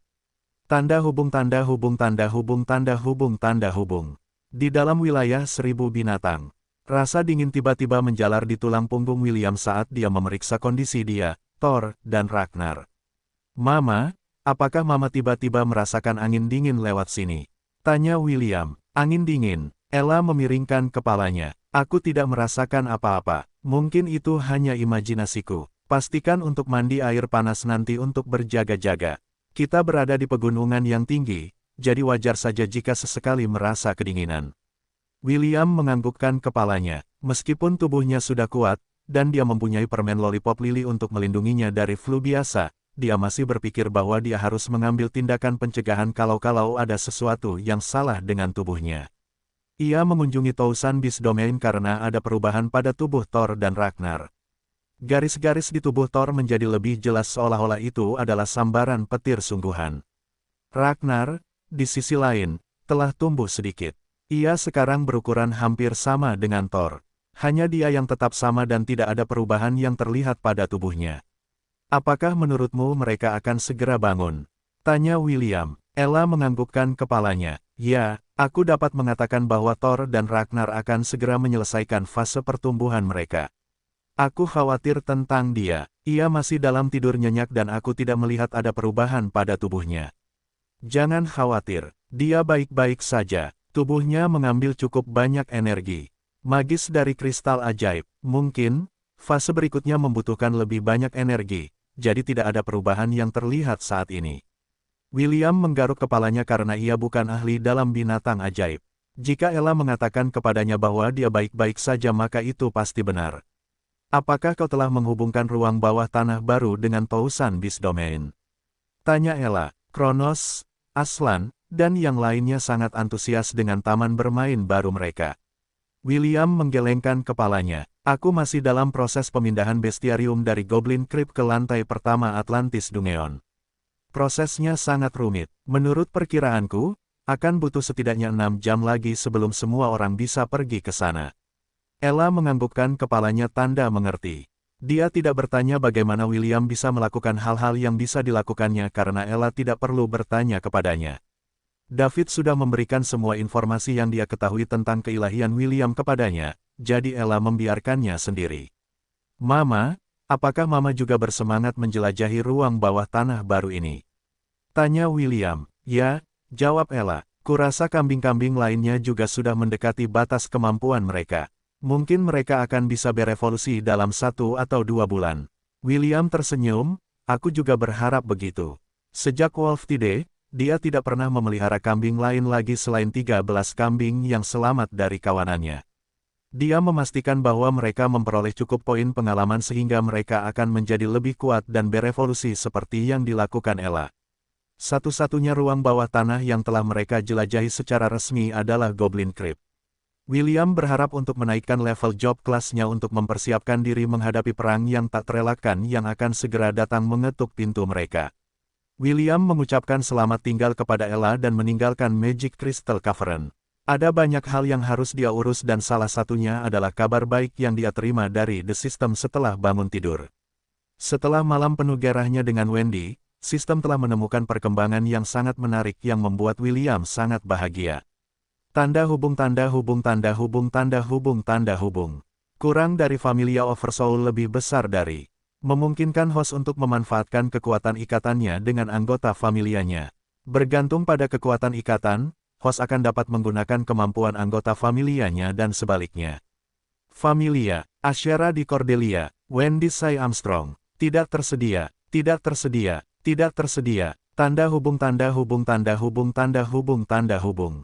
Kurang dari familia lebih besar dari. Kurang dari anggota familia kedua lebih besar dari. Wendy Sai Armstrong. Host dapat menggunakan skill Steel Speakers. Host dapat menggunakan skill Steel Wall. Host telah memperoleh skill Familia Oversoul. Meningkatkan +10 bonus peningkatan untuk semua statistik. Kekuatan statistik dan kemampuan akan meningkat, atau menurun, tergantung pada tingkat sinkronisasi antara host dan anggota familianya. Tingkat sinkronisasi, 35%. Tanda hubung tanda hubung tanda hubung tanda hubung tanda hubung. Untuk beberapa alasan yang tidak diketahui, Wendy didaftarkan sebagai anggota familia kedua William. Meskipun mereka melakukannya di dalam mimpi, William tidak menyangka bahwa King's Chess Piece akan aktif dan mendaftarkan nama Wendy sebagai bagian dari familianya. Ini membuka kemungkinan baru bagi William karena memungkinkannya untuk menambahkan subclass ke First Wife candidatenya, yang akan meningkatkan kecakapan bertarungnya. Tidak hanya itu, Wendy juga akan dapat menggunakan experience point di dalam Dungeon untuk meningkatkan rank-nya serta meningkatkan level job class-nya. Namun, ada beberapa informasi tambahan dalam statistik Wendy yang membuat William merasa ingin menggaruk-garuk kepalanya karena bingung. Tanda hubung tanda hubung tanda hubung tanda hubung tanda hubung. Nama, Wendy Sai Armstrong. Ras, manusia. Usia, 16. Job class, Magic. Lancer, level 28. Subclass, tidak ada. Kelas prestige yang terkunci, Valkyrie. Persyaratan tidak terpenuhi. Kurang dari Valkyrie lebih besar dari. Persyaratan untuk membuka job class. Soulmate skill, Imperial Lancer, Celestial Bloodline. Tanda hubung tanda hubung tanda hubung tanda hubung tanda hubung. William tidak tahu apakah dia harus tertawa atau menangis setelah melihat prestige kelas tersembunyi ini yang dapat dibuka oleh Wendy setelah persyaratannya terpenuhi. Imperial Lancer mudah dipahami, karena merupakan tahap kedua dari Magic Lancer. Namun, ia tidak tahu di mana ia bisa mendapatkan Soulmate skill dan Celestial Bloodline yang juga dibutuhkan untuk membuka prestige kelas ini, yang menurut William memiliki hubungan yang dalam dengan Wendy. Asgard, pikir William. Awalnya, ia mengira mimpi itu hanyalah mimpi. Namun, kini, ia merasa perlu mewaspadai setiap perkembangan yang mungkin terjadi dalam mimpinya. Hidden Prestige Class milik Wendy merupakan indikator yang jelas bahwa ada makna yang lebih dalam di balik mimpi yang mereka alami. Sangat mungkin bagi Wendy untuk menjalani hidupnya tanpa menemukan kekuatan tersembunyi ini di dalam tubuhnya. Namun, karena William telah menemukannya, dia pasti akan melakukan yang terbaik untuk membantu Wendy membuka kekuatan ini di dalam dirinya. William keluar dari Thousand Beast Domain dan kembali ke kamarnya di dalam kediaman kepala suku agung. Dia baru saja akan mencari Wendy ketika dia melihat Ian duduk di tempat tidur. "Apakah kamu sudah selesai dengan tugasmu?" Ian bertanya. William mengangguk. "Masih ada hal-hal yang perlu dilakukan, tetapi aku bebas untuk saat ini." Ian tersenyum dan berjalan menuju Will. "Kalau begitu, bisakah kamu menjelaskan kepadaku apa yang terjadi pada Wendy?" Dia benar-benar bersinar hari ini seolah-olah dia telah disuntik dengan semacam serum kuat yang akan membuatnya tetap muda dan kenyal selama bertahun-tahun. Tubuh William menegang ketika Ian berubah menjadi bentuk putri duyung dan menempelkan tangannya di dadanya. Meskipun dia mengenakan pakaian, tangan Ashe terletak tepat di atas permata yang tertanam di dadanya. "Aku tidak tahu serum khusus apa yang kau berikan padanya, tetapi aku juga menginginkannya," tuntut Ashe. "Will, kau tidak bisa pilih kasih. Apakah kau akan memberikannya padaku? Atau haruskah aku memaksamu memberikannya padaku?" Tangan Ashe kemudian melingkari pinggang William sambil memeluknya erat. Jelas, dia tidak berniat melepaskan half-elf itu kecuali tuntutannya dipenuhi.